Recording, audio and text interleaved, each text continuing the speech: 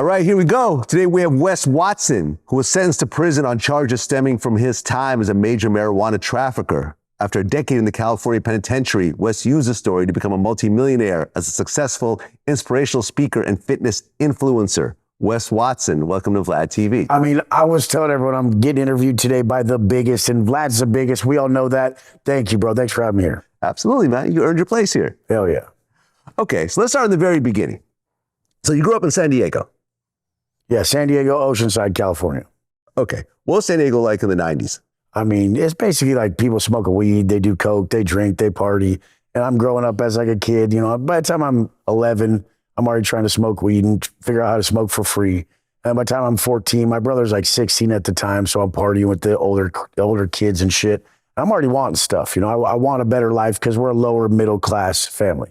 Mm-hmm. Okay. So you started smoking weed as a kid, and then you started dealing weed to avoid buying weed?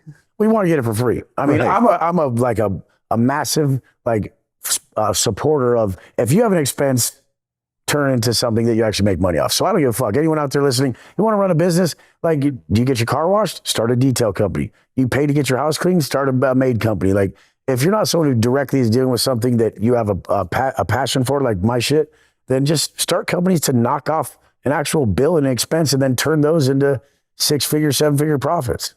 Right. Except in this case, it's an illegal business at the time. The time was illegal. Yeah. Okay. So how did you go from just selling a little bit of weed to selling hundreds of thousands of dollars worth of weed? See, I'm always like a big thinker. So, I mean, I think biggest, and I just never held myself to anything small. I mean, my parents never really put massive restrictions on me. I've never had a job in my life. I would never work a 9-to-5.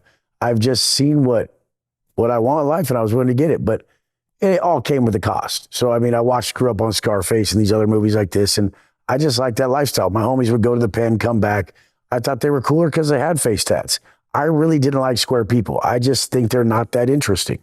And the thing is like, they know they're not either. So, I mean, the whole point is we're in agreement, so we should be friends. So these square people who know they're fucking lame, and the people like me who run the game, I mean, we should all be in agreement and be homies. Because it's like, dude, they're not even doing shit. Like, this is like some agenda the society sold you that you should just fucking be like this fucking nobody. And I hate that shit. Any room I'm in, I take it. Okay. So this is still high school, though. Yeah. I drove an Escalade to high school. I'm sorry? I drove an Escalade on 23s to high school with my strap on me, rolling blunts in the parking lot. Right. So you're making hundreds of thousands in high school. You're buying trucks and cash. You got other luxury cars. Like, how many cars did you have by your senior year? No, I just had like 2. By the time I was really like out of school, I had like a Impala. I had a Range Rover supercharged. I bought my chick a Range Rover.